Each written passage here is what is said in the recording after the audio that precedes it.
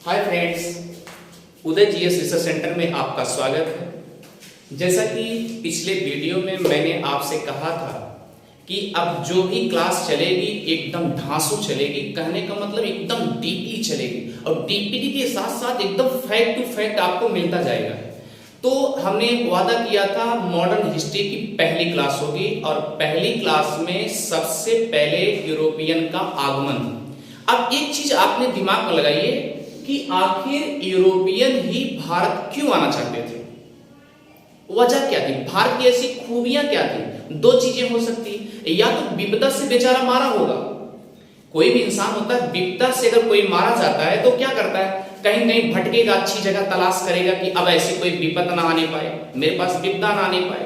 दूसरा कंडीशन ये था, कोई चीज मुझे अट्रैक्टिव करे, खिंचाव करे, कोई चीज अच्छी लगे, तब उसके पीछे हम भागेंगे ना। आज की दुनिया में यही हो रहा है कि दूसरों के पीछे भागने की कोशिश बहुत ज्यादा लोग करते हैं। तो सेम कंडीशन भारत के पीछे भी यूरोपियन जो कंट्रीज हैं वो भी पीछे भाग रही थी। लेकिन सबसे पहले यूरोपियन के आने से पहले आपको एक मुद्दा समझना होगा, 1453 का मुद्दा। अगर 1453 का मुद्दा समझ में आ गया भैया, तो अपने आप ये समझ में आ जाएगा कि आखिर वजह क्या थी कि पुर्तगाली और डच, अंग्रेज ये सब क्यों आना चाहते थे। मेन मुद्दा ये। तो आइए सबसे पहले हम चलते हैं 1453 में। तो 1453 इसका मतलब यही मेड़बंदी होगा। अगर यही मेड़बंदी तोड़ दी जाए तो शायद समझ में आ जाए। तो मेड़बंदी को तोड़ते हैं। 1453 में दो कंडीशन हुआ था, यानी 1453 में 1453 के पहले और 1453 के बाद। लेकिन इन दोनों यानी पहले और बाद समझने के लिए सबसे पहले आपको मैपिंग में जाना पड़ेगा। तो सबसे पहले हम किसको समझेंगे, 1453 के पहले क्या कंडीशन थी, इस चीज को आपको जानना जरूरी है। आइए फैक्ट टू फैक्ट जानते हैं। तो सबसे पहले मैप में आइए, लेकिन मैप में आप ध्यान दीजिएगा, एकदम बहुत छोटे से बना रहे हैं आप, ध्यान दीजिएगा। ये आपका नॉर्थ अमेरिका, ये हडसन की खाड़ी, उसके बाद जेम्स की खाड़ी, उसके बाद मैक्सिको इधर आ गए, मैक्सिको की खाड़ी, फिर ये दक्षिण अमेरिका, फिर ये दक्षिण अमेरिका, फिर उसके बाद याद रखिए मैगलेन जनसंधि, उसके बाद ये डेरा डेल फ्यूगो, इस तरीके से इसका लोकेटेड है। अब आगे चलिए, इधर देखिए, ये अफ्रीका है, ये आपका अफ्रीका है, अफ्रीका। उसके बाद ये आपका अरब है, फिर यहां पर ये गुजरात है, ये अर्थात भारत का सिचुएशन है।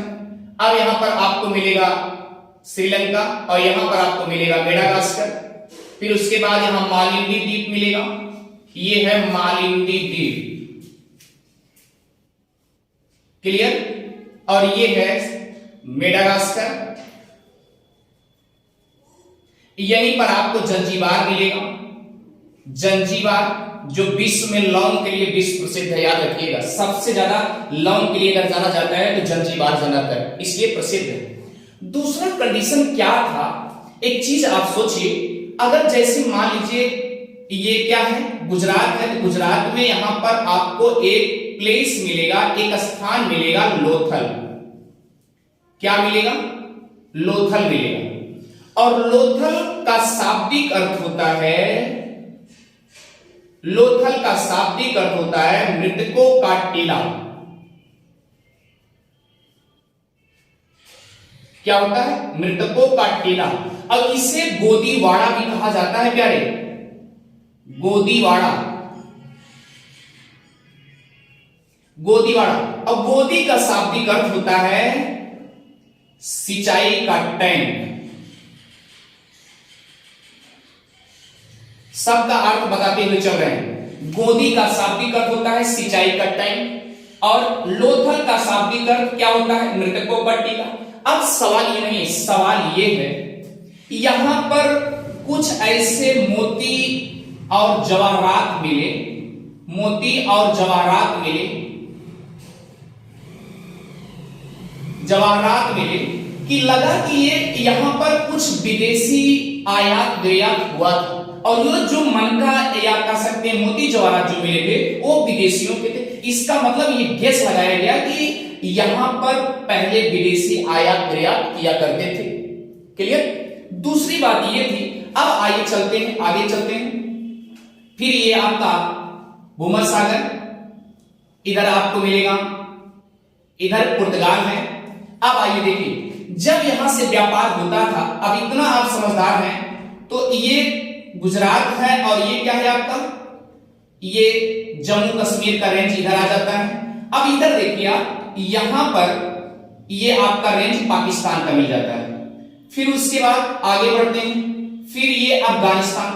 तो याद रखिएगा प्यारे, ये पाकिस्तान है और पाकिस्तान की राजधानी क्या है, इस्लामाबाद है। और याद रखिएगा अफगानिस्तान की राजधानी क्या है, काबुल। क्लियर। अब अफगानिस्तान के बाद आपको मिलेगा ईरान। क्या मिलेगा, ईरान मिलेगा। ईरान की राजधानी है तेहरान। क्या है, तेहरान। अब उसके बाद आगे बढ़ेंगे तो आपको मिलेगा इराक। क्या मिलेगा, इराक। और इराक की राजधानी है बगदाद। अब उसके बाद आगे चलेंगे, आपको मिलेगा टर्की। क्या मिलेगा, टर्की। अब ध्यान दीजिए, ये टर्की है और टर्की की राजधानी है अंकारा।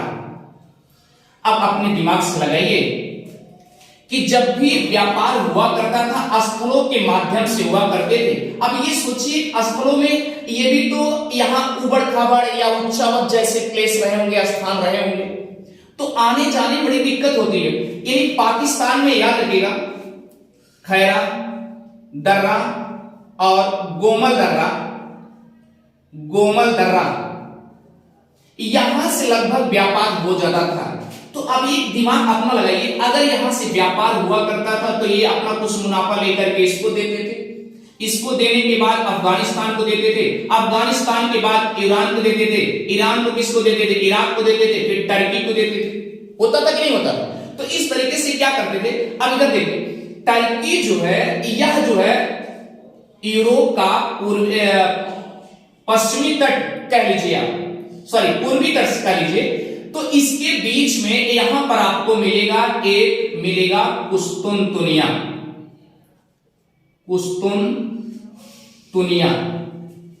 क्लियर, कुस्तुनतुनिया मिलेगा, प्लेस है। अब यह यूरोप का पूर्वी तट है। तो हुआ क्या कंडीशन, जरा ध्यान दीजिएगा। यह कुस्तुनतुनिया जो है बहुत फेमस था। किसके लिए फेमस था, सांस्कृतिक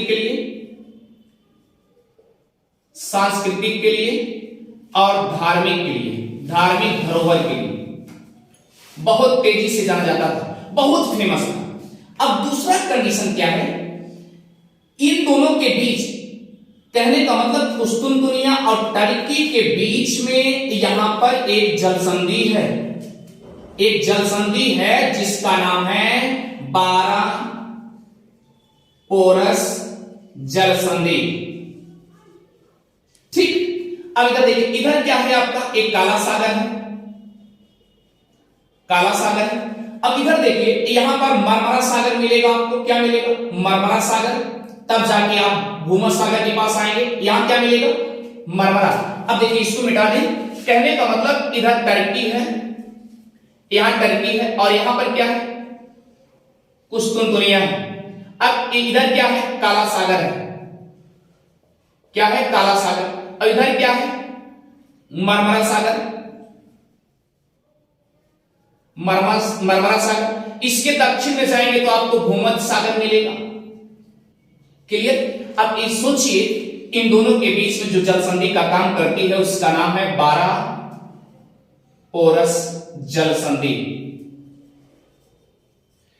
अब दुविधा इस बात की है, जब यहां कुस्तुनतुनिया पर धीरे धीरे सप्लाई होते यहां पहुंच रहा था, तो इधर देखिए, यहां पर आपको भूमध्य सागर के उत्तरी तट पर आपको एक मिलेगा इटली देश मिलेगा, और यहीं पर आपको मिलेगा, ध्यान दीजिएगा, यहां पर मिलेगा ग्रीस। इटली की राजधानी क्या है, रोम है। और ग्रीस की राजधानी क्या है? एथेंस। तो यहां पर बहुत तीव्र गति से या बहुत जबरदस्त एक साम्राज्य चल रहा था, रोमन साम्राज्य चल रहा था। अब सवाल उठता है रोमन साम्राज्य क्यों चल रहा था? रीजन ये है कि जब इधर से व्यापार होता था और इधर से काली कट के तट से यहाँ अरबियन भी जाया करते थे और इधर कहां जाते थे? मिस्र भी जाया करते थे। मिस्र काला भूमध्य सागर होते हुए कहां जाते थे? मेसोपोटामिया, यहाँ इराक में भी जाया करते थे। इधर से भी रास्ता हुआ करता, तो ढेर सारे कंडीशन हुआ करते थे। तो यहां पर कहने का मतलब ये है कि जो ये रोमन साम्राज्य है या इस पे अपना दबदबा जमाना चाहता था। किस पे जमाना चाहता था? इस पे कुस्तुनतुनिया, और एकदम जमा लिया था, ये हमारे कब्जे में। तो इसी दौरान क्या हुआ? टर्की से एक साम्राज्य उभर आया। वो उस टर्की में जो साम्राज्य उभर आया उसका नाम था उस्मानिया। क्या नाम था? उस्मानिया। अब ये क्या किया? इसकी दखलंदाजी देने लगा कुस्तुनतुनिया पर। अब इसे हम इरेज कर देंगे एक बार, आप समझिए उसके बाद मैटर क्या है, रोमन कैसे विलय होता है, कैसे अलग होगा, कैसे 1453 की कहानी स्टैंड होगी। अब आगे देखिए, इसे मिटा दे रहे हैं, आप बनाते जाइएगा फिगर। दूसरा कंडीशन क्या था? अब आइए चलते हैं, यानी कि रोम जो था, रोम यानी कि रोमन साम्राज्य कैसे विलय होता है, अलगाव कैसे होता है। ये दो भागों में बढ़ गया। जब दो भागों में बढ़ गया तो हुआ क्या? एक तरफ का पश्चिमी रोमन और एक तरफ का पूर्वी रोमन हुआ। एक पूर्वी रोमन हो गए। अब सोचिए अगर पश्चिमी रोमन हो गया और ये पूर्वी रोमन हो गया, दोनों विभाजित हो गया, तो कहने का मतलब ये है इसकी राजधानी याद रखिए टेनेपल इसकी राजधानी है। तो इसकी राजधानी क्या रही? रोम रही। इसकी राजधानी क्या है? रोम है। और इसकी राजधानी क्या है? कैंस्टोटेनेपल है। ये मैटर इतना समझ में आ रहा है। जब दोनों में अलग होने लगे तो मुद्दा कैसे गर्म होता है, पहले आप ध्यान दीजिएगा, सटीक देखिएगा। तो हुआ क्या कंडीशन? अरबवासी कैंस्टोटेनेपल नहीं कह पाते थे, बल्कि क्या कहते थे? इसको कुस्तुनतुनिया कहते थे। इसकी राजधानी क्या कहते थे? कुस्तुनतुनिया कहते थे। क्या कहते थे? कुस्तुनतुनिया कहते थे। अब आप ध्यान दीजिएगा, इसे पूर्वी रोमन को बैजेंटाइन भी कहा जाता था। बैजेंटाइन भी कहा जाता था, याद रखिएगा। क्या कहा जाता था? यही बैजेंटाइन की जो राजधानी थी वही क्या थी? कुस्तुनतुनिया थी। कुस्तुनतुनिया थी, याद रखिएगा। तो अब अगर इसकी बैजेंटाइन पूर्वी रोमन की राजधानी कुस्तुनतुनिया है तो क्या पूर्वी रोमन जाने देगा? नहीं जाने देगा। अपनी राजधानी बनाया, धरोहर शिखर को बना के रखा है कि हमारा कहीं ऐसा हो कुस्तुनतुनिया चला जाए। तो इत्तेफाक से हुआ क्या? टर्की में एक साम्राज्य जन्म लेता है जिसका नाम है उस्मानिया। क्या नाम है? उस्मानिया। तो उस्मानिया क्या किया? टर्की के साथ साथ मिल करके वह कुस्तुनतुनिया पर कब्जा कर लिया। किस पे कब्जा कर लिया? कुस्तुनतुनिया पर कब्जा कर लिया। अब जब कुस्तुनतुनिया पर भैया कब्जा कर लिया तो मैटर आप जान ही हैं, अब किसके कब्जे में हो गया? 1453 के कब्जे में हो गया। किसके? उस्मानिया के कब्जे में हो गया। अब वह कुस्तुनतुनिया किसके कब्जे में है? उस्मानिया के कब्जे में। क्लियर? दूसरा मैटर क्या था? जब ये उस्मानिया उसके कब्जे में हो गए, कुस्तुनतुनिया उस्मानिया के कब्जे में हो गया, तो उस्मानिया ढेर सारा करारोपण करने लगा। क्योंकि इसके पहले मैं बता चुका हूं, पहले भारत से ले गए मसाले, कहां ले गए? पाकिस्तान ले गए, फिर कहां ले गए? अफगानिस्तान ले गए, फिर कहां ले गए? ईरान ले गए, फिर कहां ले गए? इराक ले गए, फिर कहां ले गए? टर्की ले गए। अब सोचिए, यही टर्की में तो उस्मानिया जन्म लिया है।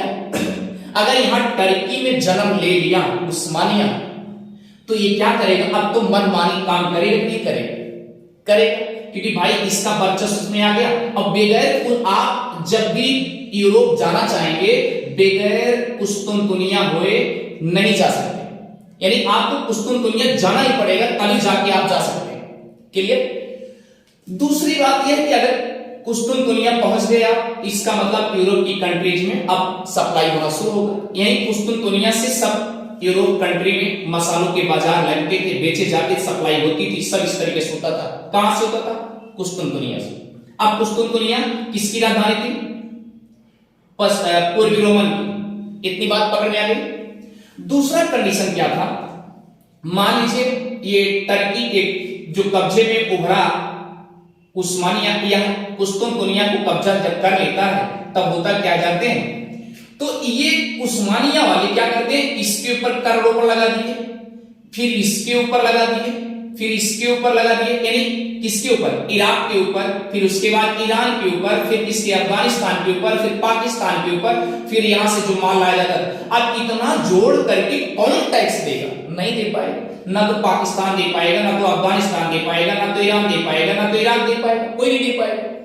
तो अब ये सोचे क्या, धीरे धीरे क्या करे, ये रास्ता हो गया बंद, लॉक हो गया। जो स्थल क्षेत्र था, स्थलों के माध्यम से जाया जाता था, यानी भूमि से जाया जाता था, सड़क से जाया जाता था, परिवहन के माध्यम से जाया जाता था, तो स्वाभाविक सी बात, रास्ता हो गया बंद। अब मसाला नहीं मिलेगा। अब विवश हो गए। कौन विवश हो गए? पुर्तगाल वाले, अर्थात आप ये कह सकते हैं यूरोपियन कंट्री विवश हो गए। यूरोपियन देश क्या हो गए? विवश हो गए।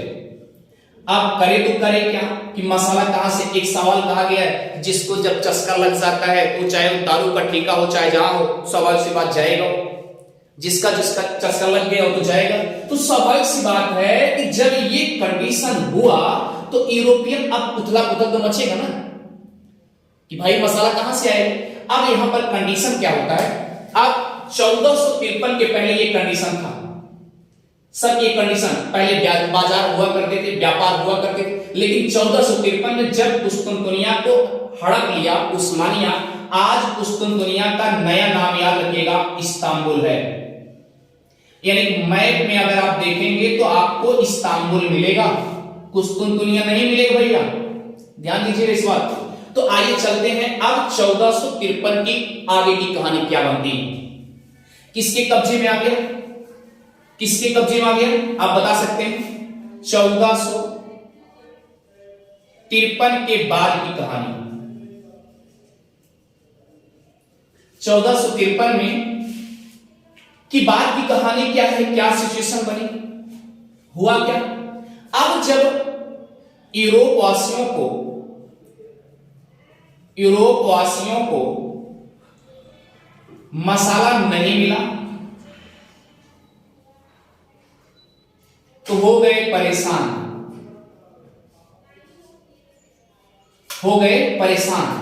अब ये मसालों के द्वीप के लिए तलाशने लगे, मसालों के द्वीप के लिए खोजने की तलाश में जुट गए। अब ये सोचिए, मसालों का द्वीप अर्थात उन्होंने कहा ईस्ट इंडीज की तरफ, इंडीज कहने लगे, यानी मसालों का द्वीप, ईस्ट इंडीज मसालों का द्वीप के लिए जाना जाता था, मसालों के द्वीप के लिए खोज में निकल पड़े। हुआ क्या कंडीशन? अब मेन मुद्दा देखिए क्या है। मेन मुद्दा यह था कि यूरोपीय जो कंट्री हैं, जितने कंट्री हैं, सब के सब जगह एकदम ठंडा है, यानी शीतल, एकदम ठंडा ठंडा क्षेत्र है। कहने का मतलब ये यूरोपियन कंट्री एकदम शीतलन है, एकदम शीत से पड़ रहा था, एकदम ठंडी क्षेत्र है। कहने का मतलब ये। अब बताइए, अगर ठंडा क्षेत्र होगा तो जो मांस मंडी होंगे, प्रसंस्करण होंगे, वो क्या हो जाएगा? खराब हो जाएगा। तो पहले तो जब मसाला उनको मिला करता था तो क्या करते थे? आप समझदार हैं, तो उसी मांसों में वह क्या करते थे? मसलवा को लगा करके रख देते थे। तो उनका जो मांस है वह क्या होता था? एकदम स्वादिष्ट बना रहता था और अच्छा भी बना रहता था। खाने में अगले दिन खाएंगे, टेस्टी भी रहेगा। और उसे सिंपल अगर कोई चीज रख दिया जाए तो स्वाभाविक सी बात खराब हो जाता था। इसलिए अब मसाला क्या है? थोड़ा गर्म सा, क्योंकि काली मिर्च वगैरह गर्म है, वैसे आप जानते हैं। तो ये मसालों की तलाश में पड़ गए कि भैया जो भी हमारा मांस है वो खराब होता रहा है, तो हम ऐसा करते हैं कि हम धीरे से पहले पलायन करते हैं कहां, मसालों के द्वीप खोजते हैं, मसाला आता कहां से। अभी उनको ये पता नहीं था कि इंडिया से आता, क्योंकि इसके पहले सप्लाई करके मिलता था, वो तो रास्ता हो गया बंद, अब करे तो करे क्या, तो वो विकल्प खोजने लगे। तो अब ध्रुवीय क्षेत्रों में, और कहने का मतलब यूरोपीय कंडीशन में या यूरोपीय कंट्री में जाने के लिए क्या करते थे, अब वो तलाश शुरू कर दी। किसकी तलाश शुरू कर दी, देखिए आइए मैप के सारे फिर देखिए, ये आपका उत्तरी अमेरिका, उत्तरी अमेरिका, एक मिनट इसको जरा सा मिटा करके फिर से एक बार देखते हैं, स्ट्रक्चर बढ़िया से बना दें आपको। इधर देखिए,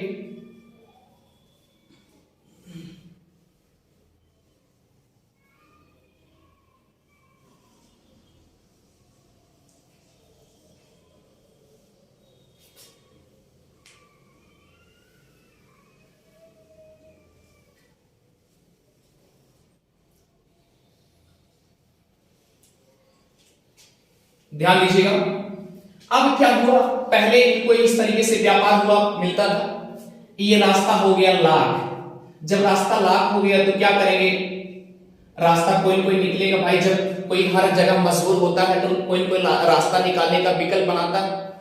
तो स्वाभाविक सी बात, इधर से रास्ता जब बंद हो गया तो ये रास्ता खोजने की तलाश निकल पड़े। लेकिन याद रखिएगा, उस समय पुर्तगाल और स्पेन दो ऐसी कंट्री थी जो अपने आप में सबसे ज्यादा विकास के प्रखर में थे, यानी विकास खूब एकदम तेजी से कर रहे थे।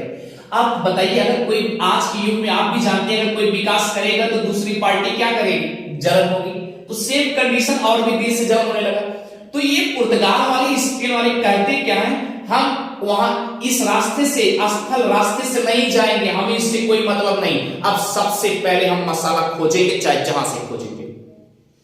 उन्होंने ये सीक्वेंस बना लिया, वो एकदम मूड बना लिए कि आखिर भैया हम इधर से हम लेबल नहीं करेंगे, अर्थात जानकारी मतलब उस्मानिया से हम लेबल नहीं करेंगे, क्योंकि उस्मानिया इतना ज्यादा महंगा बेचता था, इतना महंगा बेचता था, ये बेचारे खरीद पाएंगे।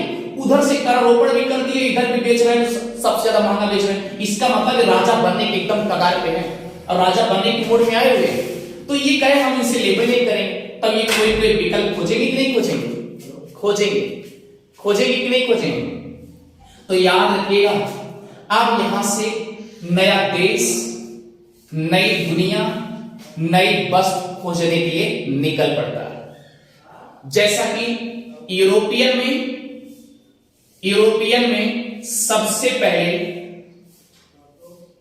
में सबसे पहले पुर्तगाली निकलते हैं, पुर्तगाल के लोग निकलते हैं, पुर्तगाली निकलते हैं, पुर्तगाल के व्यक्ति निकलते हैं। लेकिन सवाल ये नहीं है, सवाल ये है सबसे पहले हमें मसालों का द्वीप खोजना चाहिए, जहां से मिलना चाहिए।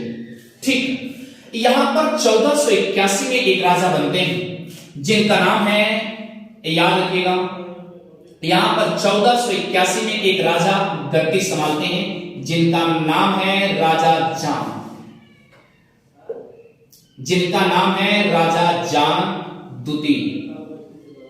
क्लियर, राजा जान द्वितीय, इतनी बात समझ में आ गई।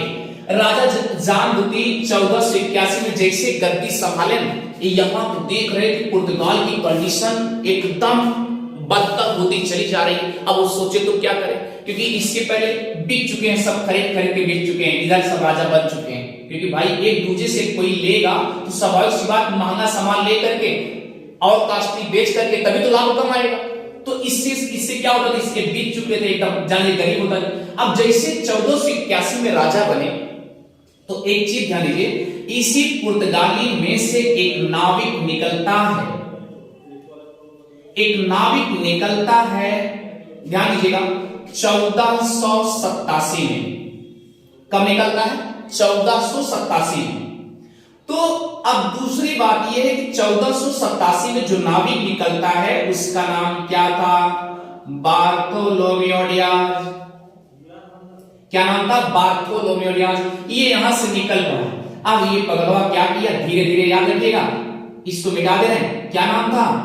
1487 में बार्थोलोमेव डियाज, क्योंकि राजा आदेश दे चुके थे। राजा क्या आदेश दिए थे पता है? राजा आदेश दे चुके थे कि सबसे पहले मसाले खोजे जाए, क्योंकि यहां ध्रुवीय क्षेत्रों में क्या होता था, यानी यूरोपीय कंट्री में क्या होता था, सब कुछ ठंडा ठंडा है और हमको गर्म टेस्टी होना चाहिए, सब चीज हमको सुरक्षित रखना है, क्योंकि इसके पहले सब तो बर्बाद हो चुके हैं। तो कंडीशन क्या हुआ, बार्थोलोमेव डियाज जो है ये निकल पड़ा, और जैसे जैसे ये निकलता है, अर्थात यही अफ्रीका के सहारा पकड़ते हुए, पश्चिमी तट का सहारा पकड़ते हुए निकल पड़ता है। और याद रखिए, दक्षिण अफ्रीका के दक्षिणी तट पर यहां पर आपको मिलेगा एक अंतरिक्ष मिलेगा, यहीं पर ठहर जाता है। अब सुनिए, जब ये ठहर गया, अब जब ये ठहर गया तो हुआ क्या कंडीशन, इस अंतरिक्ष के अगर इधर देखना चाहोगे तो आपको मिलेगा सांता हेलेना की खाड़ी मिलेगी। क्या मिलेगी? सांता हेलेना की खाड़ी मिलेगी। और इधर कौन सा तट मिलेगा, याद रखिएगा, इधर का जो तट है, यानी अंगोला से लेकर के यहां तक अंगोला, उसके बाद नामीबिया, अंगोला के अंगोला है, अंगोला से दक्षिण में जाओगे, ये पश्चिमी जो तट है इसे बोलते हैं स्केल्टन तट। क्या बोलते हैं? स्केल्टन तट बोलते हैं। और स्केल्टन तट, इसी तट को क्यों बोलते हैं? क्योंकि यहाँ पर नामीबिया का मरुस्थल है, और यहाँ ध्यान दीजिए, यहाँ पर जो कुआं है सब कंकालों से भर चुके हैं, यानी जहाजें जो ऊपर कावड़ रास्ते सब कुछ है, सब कुछ एकदम भर चुके हैं, यानी कि एकदम मरुस्थली एरिया हो गया। इसीलिए इसको, इस तट को बोलते हैं कंकाल का तट। क्या बोलते हैं? कंकाल का तट। अब सोचिए, कहां से? अंगोला से, अंगोला के दक्षिण से। अब पूछेंगे अंगोला के दक्षिण में, तो भैया अंगोला दक्षिण में यहां पर एक कुनैन नदी है, कुनैन, अंगोला में कुनैन नदी है, कुनैन नदी से दक्षिण में जाओगे तो यहीं से आपका स्टार्ट होता है पॉइंट, तो स्केल्टन तक का पॉइंट, और ये नामीबिया के मरुस्थल तक है, याद रखिएगा। नामी मतलब होता है बड़ा, भैया किसी का नाम होगा तो बड़ा होगा, नामी होगा, कहते हैं फलाने नामी है, इसका मतलब बहुत बड़े हैं, तो यहाँ नामी मरुस्थल से बना है, तो याद रखिए नामी तो बड़ा मरुस्थल था, और इसी को स्केल्टन तट या कंकाल का तट बोला जाता है। और यहाँ पर जो जितने छोटे मोटे गड्ढे थे सब के सब यहाँ पर टुकड़ों से भर गया था। ठीक है, इतनी बात समझ में आ गई आपको। अब आप देखिए, आगे देखिए, ये सांता हेलेना की खाड़ी के पास जैसे पहुंचता है, यहां पर अंतरिक्ष पे ठहरता है, ठहर गया। अब क्या पॉइंट इसे मिटा सकते हैं? मिटा दे रहे हैं। अब आगे बढ़िए, एक चीज ध्यान दीजिएगा, जैसे यहां पर पहुंचा, यहां पर मेडागास्कर है, आप जानते ही हैं, इधर क्या है? ध्रुवीय क्षेत्र है, इधर क्या है? ध्रुवीय क्षेत्र है। अब इधर क्या है? आपको पता है, भूमध्य रेखीय क्षेत्र है। अब भूमध्य रेखा से क्या आती है? एक धारा आती है अबुलहास। कौन सी धारा आती है? अबुलहास धारा आती है। अबुलहास धारा आती है तो लगभग ये बताया जाता है केन्या के आसपास से अबुल धारा ये निकल जाती है। ठीक है, अबुलहास धारा, इसी तट को स्वाहिली तट भी कहते हैं। इसी तट को क्या कहते हैं? स्वाहिली। क्या कहते हैं? स्वाहिली तट कहते हैं। अबुलहास धारा कैसी जलधारा है? गर्म जलधारा है, गर्म जलधारा है। अब बताइए ये कौन सी धारा है? बेगुला, जो भूमध्य रेखीय क्षेत्र से आती है उसका नाम है बेगुला। बेगुला कैसी धारा है? ठंडी जलधारा है, ठंडी जलधारा। अब सोचिए, ठंडा और गर्म मिलने के बाद, एक भैया गर्म है और ठंडा मिलने के बाद क्या होगा? यहाँ वाष्पन की क्रिया होगी, और अगर वाष्पन होगा तो कोहरा जैसा छाएगा। अब बताइए अगर उस कोहरा अगर आ गया तो क्या होगा? ये यहीं पर अंतरिक्ष में खड़ा था, वो करा, अरे पता नहीं क्या है हमारे सामने, पता नहीं क्या आ गया, ये कोहरा इसको नजर आ गया। और उसके बाद दूसरा कंडीशन क्या है? जैसे ही आगे बढ़ने का प्रयास किया, ये अबुलहास धारा जब दक्षिण की तरफ जाती है तो बहुत फुल्ली स्पीड में जाती है, और जब फुल्ली स्पीड में जाएगी तो उसकी जहाजिया नैया क्या करेगी? ऐसे ऐसे करेगी। अब ऐसे ऐसे करेगी, ये डर गया, डरने की वजह से क्या किया? ये भाग गया, फिर भागा पुर्तगाल, पुर्तगाल भागे साथ साथ। अब ये बताया जाता है कि यह जो अंतरिक्ष है हेलेना, सांता हेलेना के पास में जो अंतरीप है इसका नाम बार्थोलोमेव डियाज, इस अंतरीप का नाम बार्थोलोमेव डियाज ने केप ऑफ गुड स्टॉर्म्स का, ये कुहासे का अंतरिक्ष। खाली हमने बताया ना, इधर से अकुलहास धारा जाती है, इधर से बेगुला, और बेगुला ठंडी धारा है और ये कौन सी जल धारा है, गर्म है। दोनों का जब मिलन होगा तो स्वाभाविक सी बात वाष्पन की क्रिया होगी, और वाष्पन की क्रिया होगी कोहरा होगा, और कोहरा होगा तो इसलिए उधर या कमल समोका आ गया। दूसरा कंडीशन था, ये फुल्ली स्पीड चलती है, जब फुल्ली स्पीड चलेगी उसकी जहाज ऐसे ऐसे करेगी तो क्या करेगा, परेशान होगा, और परेशान होने के कारण भाग गया। और इसी का नाम एक क्या कह दिया, केप ऑफ गुड स्टॉर्म। बाद में इसका नाम, किसका, केप ऑफ गुड होप का बाद में क्या नाम रखा गया, केप ऑफ गुड स्टॉर्म्स। ये किसने रखा था, बार्थोलोमेव डियाज ने रखा था, बार्थोलोमेव डियाज ने रखा था। अब बाद में इनका नाम बदल करके राजा जॉन दूती ने इसका नाम रख दिया केप ऑफ गुड होप रख दिया। अब सोचिए, केप ऑफ गुड होप रख दिया, अब इसी का हिंदी माध्यम से नाम जानिए, आशा अंतरिप भी कहा जाता है। क्या कहा जाता है, आशा का अंतरिप, यानी आशा मिल गया। कितने कितने नाम हुए, इससे क्या कहा जाता है, बार्थोलोमेव डियाज ने इस अंतरिप का नाम रखा था केप ऑफ गुड स्टॉर्म्स। इसका नाम बदल करके राजा जॉन दूती ने केप ऑफ गुड होप रख दिया। क्यों जॉन दूती, क्योंकि उस समय पुर्तगाल के राजा थे, क्लियर, इसलिए केप ऑफ गुड होप रख दिए। और दूसरा कंडीशन क्या था, इसे हिंदी में आशा अंतरिप भी कह दिया गया। अब यहीं से लौट गया है, तो अब धीरे धीरे ये आगमन होना शुरू हो गया है। तो ये लौट गया, क्या भारत की खोज हो पाया, भारत की समुद्री मार्ग की खोज हो पाया, नहीं हो पाया। तो ठीक है यार, एक चीज ध्यान दीजिएगा, मैंने आपसे वादा किया बहुत डीपली क्लास लेने के लिए, एक भी फैक्ट आपका छूटने ना पाए, चाहे जो भी हो, चाहे वो पॉलिटी हो, चाहे हिस्ट्री हो, चाहे वो ज्योग्राफी हो, एक भी पॉइंट छूटने ना पाए कहीं से भी। क्या नाम कहा गया, कब कहा गया, किसने कहा, क्यों बदला, ठीक है। और अगर उदय जीएस रिसर्च सेंटर से आप क्लास ले रहे हैं तो ये मान चलिए एक भी फैक्ट छूटेगा नहीं। और अगर आप छूटेगा नहीं तो आप ये भी ध्यान दीजिए, आपका भी एक परम कर्तव्य है कि सब्सक्राइब करना और शेयर करना भी ना भूलें। Thank you. अब मिलते हैं नेक्स्ट वीडियो में, अगली क्लास। Thank you.